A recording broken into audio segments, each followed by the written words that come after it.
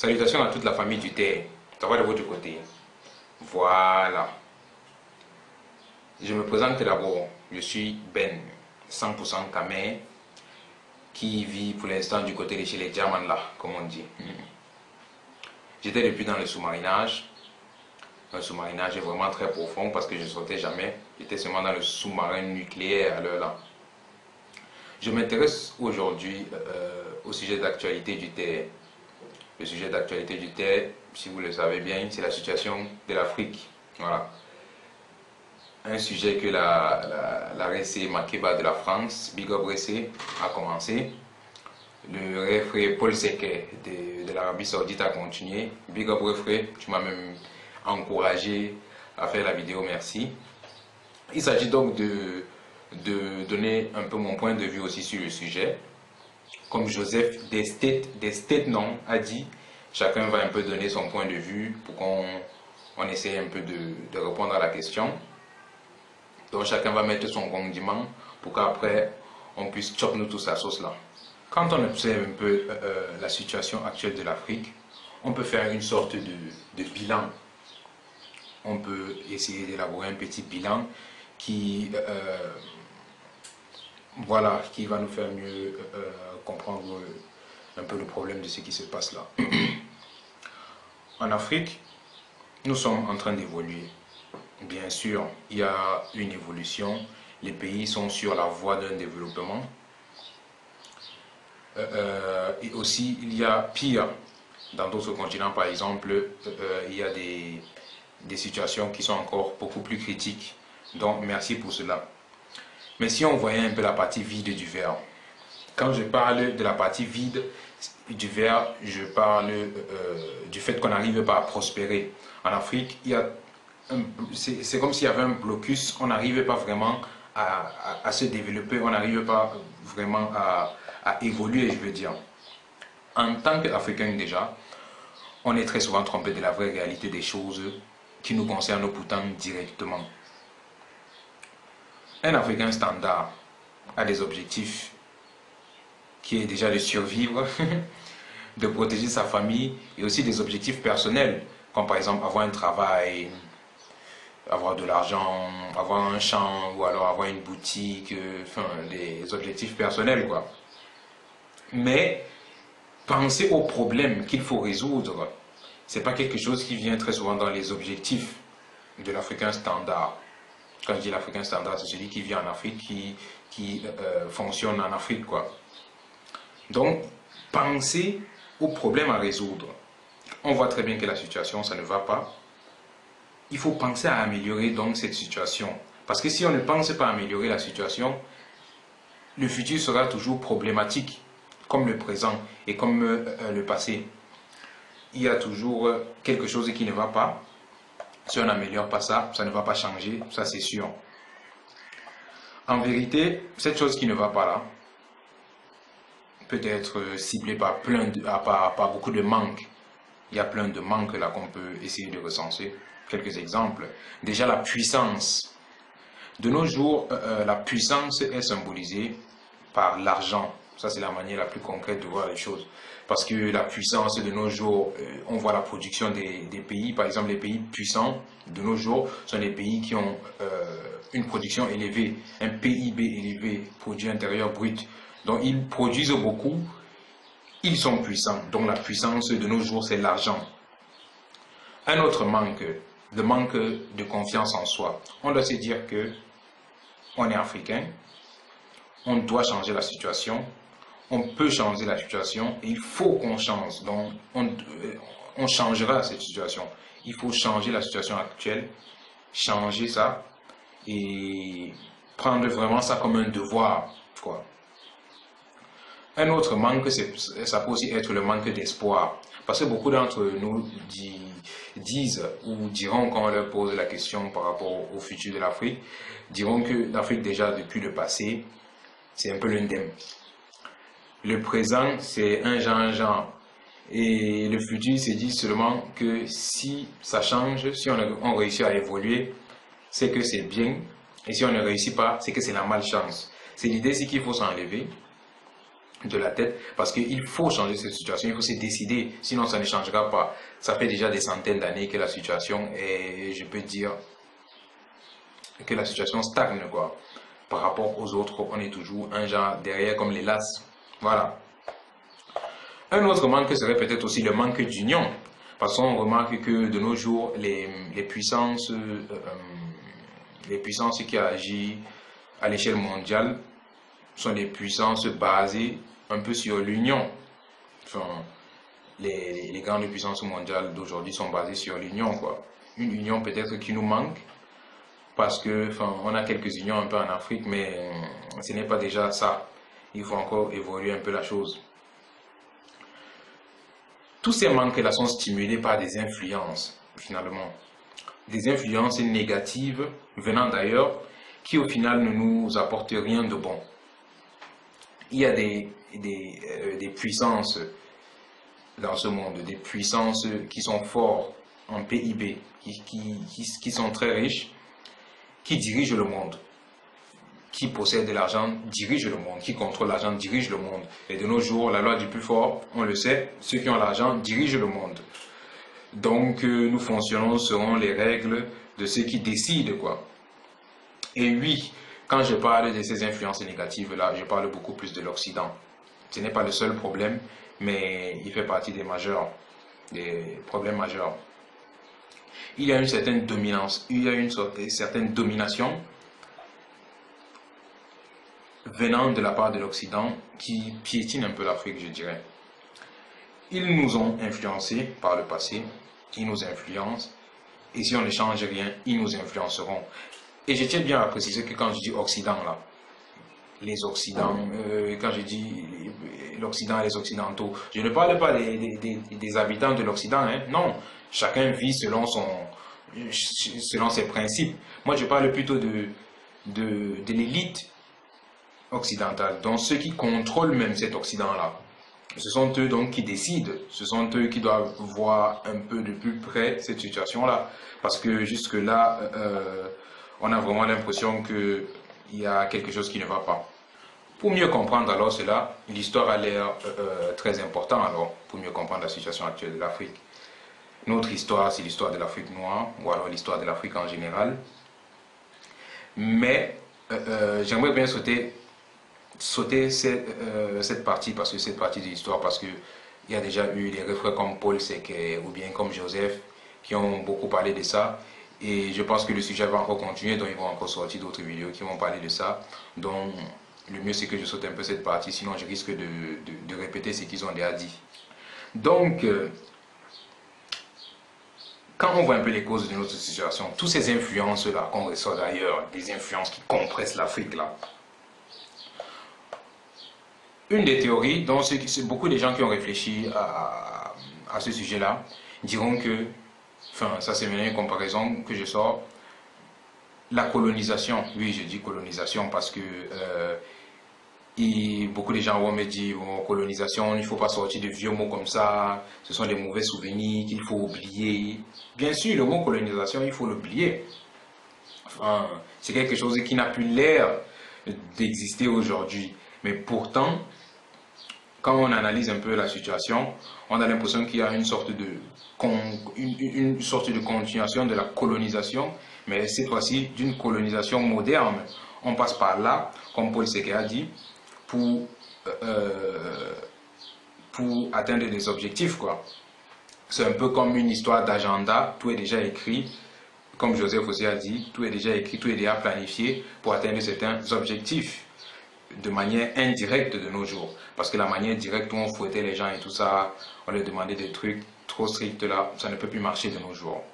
La colonisation donc, ça peut être comparable à une graine, une mauvaise graine qui a germé depuis le temps des colons, quoi, et qui a un peu, comme qui dirait, obstruit jusqu'à présent. Cela nous obstrue toujours les voies du vrai développement. Quand je dis vrai développement, c'est un peu comme les pays émergents de nos jours. Il y a beaucoup de choses qui nous bloquent. Voilà, à un tel point que les choses sont devenues normales. On a l'impression que cette inégalité qui est acceptée là de nos jours, c'est normal.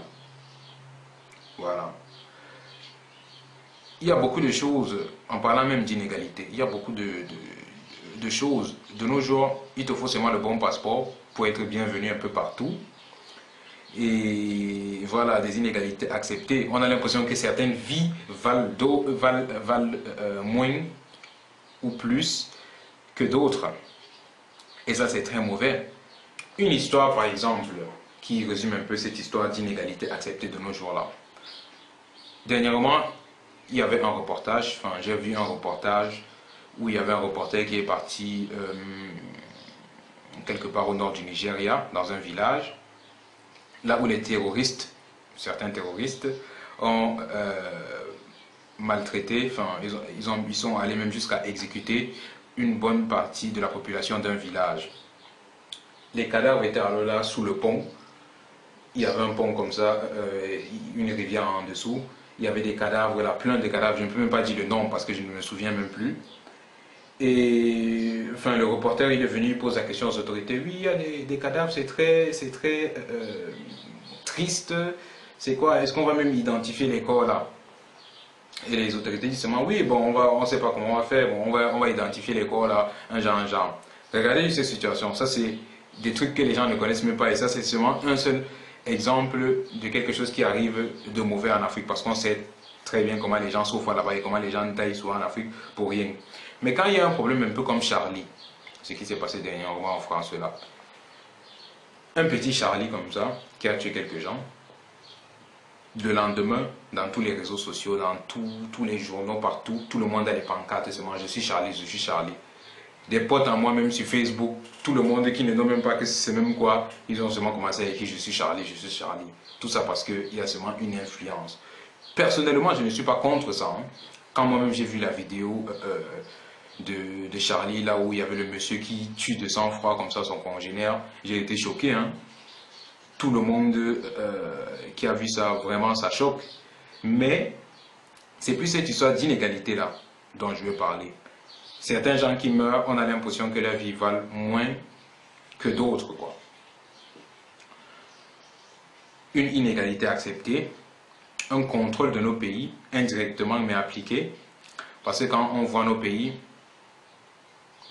plein de pays d'Afrique, on se rend compte que quand on descend même jusqu'à la base, très souvent, ce ne sont pas les habitants même, ou alors les dirigeants même du pays qui contrôlent le pays comme il se doit normalement. Une inconsidération des autorités du problème. Nos autorités, enfin nos présidents et tout ça, quand la situation d'un pays va mal, ils sont toujours là à nous expliquer en passant par des raisons secondaires. Quand on dit peut-être le pays, ça ne va pas, il y a la famine, il y a ceci, il y a cela, il y a les maladies, il n'y a pas de travail, peut-être le cas du travail. Un politicien va alors venir devant vous, il va vous dire bah, le travail, il n'y a pas de travail parce qu'on n'arrive pas à produire, on n'arrive pas à investir le pays, il faut ceci, cela. Il vous donne des raisons secondes. Mais pour bien cerner, il faudrait peut-être aller jusqu'à la base du problème, non? Genre, si on te dit que s'il y a le chômage, par exemple, pourquoi il y a le chômage? Peut-être parce qu'il n'y a pas assez d'entreprises. Pourquoi il n'y a pas assez d'entreprises? Peut-être parce qu'il n'y a pas assez d'investissement dans le pays. Pourquoi il n'y a pas assez d'investissement? Parce qu'il n'y a pas d'argent. Pourquoi il n'y a pas donc d'argent? Il faut alors aller vraiment à la source du problème pour voir pourquoi et essayer de changer la chose. Il faut toujours retourner à la base pour pouvoir changer la chose. Donc il y a une inconsidération, on nous donne des raisons secondaires, pourtant il faut aller à la base du problème. Et aussi finalement, donc un manque d'informations concrètes. Quand on nous parle des trucs comme ça, il faut nous donner des informations concrètes. Pourquoi un pays n'arrive donc pas à prospérer? Pourquoi donner la raison qui est concrète? Quand on essaye de comparer la manière dont fonctionnent ces pays puissants, là, ces pays au pouvoir d'achat très développé, là, un grand pouvoir d'achat, quand on essaye de comparer leur manière de fonctionner avec la manière dont les pays fonctionnent en Afrique, là déjà il y a des différences qu'on peut essayer de voir. Ces différences peuvent peut-être nous aider à comprendre ce qui ne va pas. Exemple d'une situation, c'est que dans les pays développés, quand on arrive quand on voit un peu comment un pays développé fonctionne, il y a plein d'entreprises, par exemple, des grandes sociétés, des grandes entreprises à haut revenu qui appartiennent au pays. Donc, ils sont installés dans un pays et appartiennent à ce pays-là. Donc, ce qui veut dire que, comme on monte comme Shiba, la recette va toujours revenir dans le pays. Prenons un peu l'exemple de Nido qui est au Cameroun. Quand je vois plein de petits là, plein de nos bébés au Cameroun par exemple, qui passent tout leur temps à boire par exemple du Nido. Je me dis que mais tous ces gens qui achètent ces Nido là, d'une manière ou d'une autre, ils se disent que voilà, on achète peut-être le Nido au supermarché. Le Nido provient de Nestlé, Nestlé qui appartient à une société hollandaise, donc qui ne provient pas du Cameroun. Ils achètent au supermarché en se disant ouais, peut-être qu'on est en train d'aider la situation de notre pays comme ça. Pourtant, indirectement, ce n'est pas le cas. Donc, ça veut dire qu'il y a quelqu'un, quelque part, un boss, quelque part, qui n'est même pas en Afrique, qui n'appartient même pas à l'Afrique, qui est en train de puiser les ressources comme ça de manière indirecte et de manière à ce qu'il y a plein de gens qui ne sont même pas au courant, déjà. Nido, ce n'est pas le seul exemple. Il y a tellement d'exemples d'entreprises basées en Afrique, enfin, basées ailleurs, mais qui prennent qui prennent la richesse des Africains, quoi. Prenez par exemple un autre exemple, c'est Magie. Le cube Magie là, que tout le monde utilise là. Plein de mets en Afrique depuis des années et des années. Il y a certains mets qui ne peuvent même pas être succulents. C'est drôle, mais ça ne peut même pas être bon sans le cube là. Les way comme chop là, le ndolé par exemple, quand on chop on yamo là. Vous pouvez cook ça sans le cube au Cameroun là. Et le cube ça vous appartient. Le cube vient d'où? Ça vient toujours d'une société qui n'appartient pas au Cameroun. Voilà. Et ce n'est même pas seulement au Cameroun. Même quand le cube, par exemple, ça vient ça vient même de quelle entreprise? Bon, j'ai un peu oublié, mais ce qui est sûr, c'est que ça ne nous appartient pas. Même en Côte d'Ivoire, quand les gens chopent la tchéké et tout ça là, ils poussent le cube dedans. Pourtant, on achète ça en quantité tellement énorme chaque jour. On peut dire que chaque foyer qui utilise, chaque foyer des pays utilisant ce cube-là, débourse chaque jour des sommes qui doivent être considérées pour acheter des trucs qui ne nous appartiennent pas. On va se demander que notre économie part où, pourtant on est en train d'alimenter d'autres ventres. Un autre exemple, c'est une entreprise. Est-ce que vous connaissez Bolloré? Bolloré, c'est par exemple l'entreprise qui est l'actionnaire de référence des Camrail. Vous connaissez Camrail, la société des chemins de fer du Cameroun. Bolloré, ça existe depuis 1822. C'est une société qui a un capital qui se compte seulement en dizaines de milliards d'euros. Quand on prend seulement une société qui fonctionne dans les transports et les logistiques, basée en Afrique, dans plein de pays d'Afrique, qui a peut-être 10 milliards, parce que c'était le cas en 2013, leur chiffre d'affaires c'était 10 milliards d'euros. Vous imaginez un peu cette somme. Il y a certains PIB d'Afrique qui ne voyaient même pas cette somme-là. Tout le PIB, le produit intérieur brut de tout un pays pendant un an qui ne voit même pas cette somme-là. Pourtant, il y a une seule entreprise qui est en train de vider qui prend les richesses d'une manière indirecte des pays, qui est en train de foirer les gens. Ils sont en train de foirer les gens. Les gens sont en train de sofa, vous-même vous voyez comment les gens sofa, mais il y a des sociétés qui sont basées ailleurs comme ça, qui sont en train de tchao nos dos. Est-ce que ça a l'air normal? Pour bien sortir, pour bien comprendre ce problème, il faut vraiment se mettre un peu hors de peau, quoi. fait un peu comme si le temps s'était stoppé. Bon, je ne vais pas dire comme si le temps s'était stoppé, mais sortir un peu de votre vision, un peu, vous regardez l'Afrique là. Ça, c'est seulement un peu d'exemples. Il y a tellement d'autres exemples que moi-même je ne connais pas. Il y a tellement plein d'exemples, tellement, qui prouvent qu'il y a d'autres puissances qui sont en train de nous... on croit qu'on est en train de peut-être d'aider notre pays, pourtant d'autres puissances sont en train de chop nos dos par derrière. Donc, voilà, déjà, comparer un peu le système, comment les autres fonctionnent et comparer un peu comment on fonctionne. Cette histoire d'entreprise est là basée sur les autres pays. Ça, c'est seulement un exemple. Il y a d'autres exemples qui prouvent que notre manière de fonctionner ne correspond pas vraiment à ce qui peut nous permettre de vraiment émerger dans ce monde actuel-là. C'est un peu comme un virus, quoi. Pour combattre un virus, il ne faut pas toujours chercher le sérum. Il faut combattre le virus par le virus même.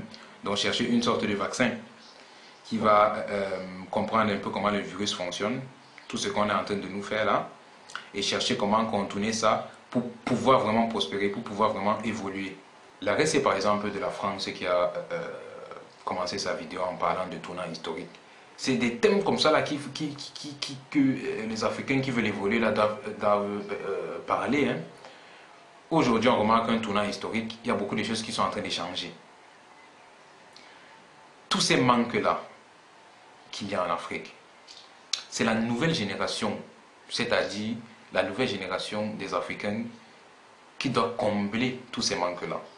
Il faut vraiment parler de rêve pour pouvoir arriver quelque part. Il faut parler d'utopie, comme l'a réussi Attel, le panafricanisme, comme même Paul Seké-Attel. Il faut parler de panafricanisme là, il faut partager ça, il faut que tout le monde soit au courant de plein de trucs. Il y a tellement de trucs qui nous bloquent, qui nous empêchent de